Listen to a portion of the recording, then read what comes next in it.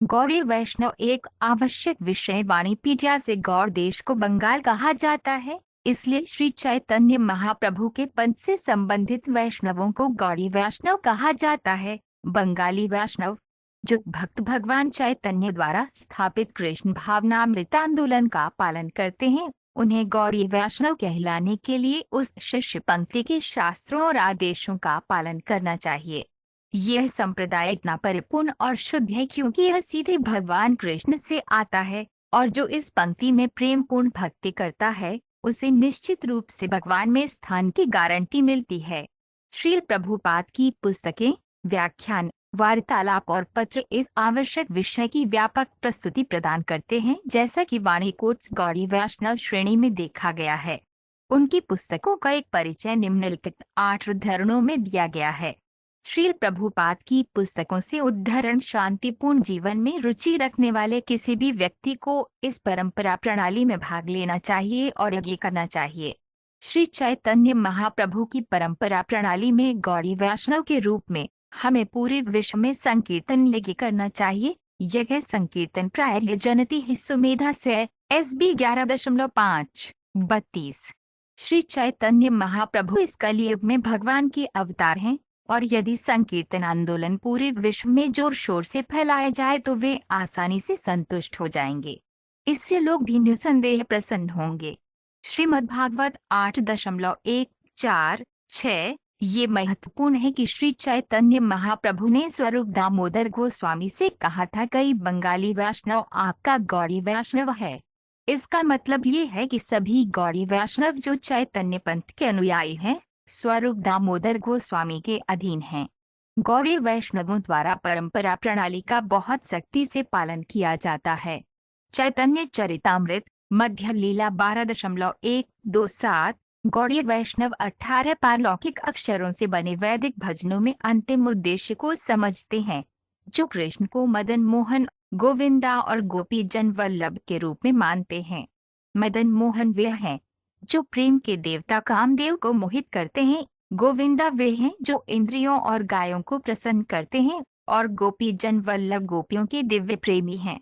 कृष्ण को स्वयं मदन मोहन, गोविंदा, गोपी जन वल्लभ और अनगिनत अन्य नामों से बुलाया जाता है क्योंकि वे अपने भक्तों के साथ अपनी विभिन्न लीलाएं करते हैं।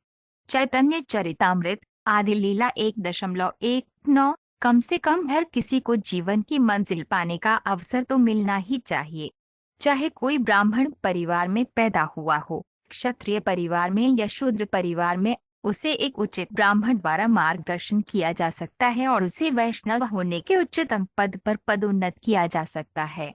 इस प्रकार कृष्ण चेतना आंदोलन मानव समाज के लिए सही नीति विकसित करने का अवसर प्रदान करता है। श्रीमद्भागवत 10.8-6। श्री चैतन्य महाप्रभु ने माधव आचार्य से शिष्य उत्तराधिकार की श्रृंखला स्वीकार कर ली, लेकिन उनके वंश के वैष्णव तत्ववादियों को स्वीकार नहीं करते, जो माधव संप्रदाय से संबंधित होने का दावा भी करते हैं। माधव के वंशजों की तत्ववादी शाखा से खुद को स्पष्ट रूप से अलग करने के लिए बंगाल के वैष्णव खुद को गौड़ी वैष्णव कहलाना पसंद करते हैं। श्री माधव आचार्य को श्री गौड़ पूर्णानंद के नाम से भी जाना जाता है, और इसलिए माधव गौड़िया संप्रदाय नाम गौड़ी वैष्णवों के शिष्य उत्तराधिकार के लिए काफी उपयुक्त है। हमारे आध्यात्मिक गुरुवार ओम विष्णुपाद श्रीमद् भक्ति सिद्धांत सरस्वती गोस्वामी महाराज ने माधव गौड़िया संप्रदाय में दीक्षा स्वीकार की। चैतन्य चरितामृत आदि लीला 1.196 गोस्वामी को अपने प्रशिक्षक आध्यात्मिक गुरुओं के रूप में स्वीकार करके लेखक ने विशेष रूप से ये स्पष्ट किया है कि यदि कोई उनके प्रति आज्ञाकारी नहीं है तो उसे गौड़ी वैष्णव के रूप में मान्यता नहीं दी जानी चाहिए। चैतन्य चरितामृत आदि लीला 1.37। वृंदावन के 7 महत्वपूर्ण मंदिर अर्थात गोविंदा, गोपीनाथ, मदन मोहन, राधारमण, श्याम सुंदर, राधा दामोदर और गोकुलानंद जो गौड़ी वैष्णवों के अधिकृत संस्थान हैं। चैतन्य चरितामृत आदि लीला 12.82। नरोत्तम दास ठाकुर इसलिए गाते हैं, छंद वैष्णव सेवा निस्तार पैचे के बा, जब तक कोई शुद्ध भक्त का सेवक नहीं बनता उसे जीवन की भौतिक स्थिति से मुक्ति नहीं मिल सकती।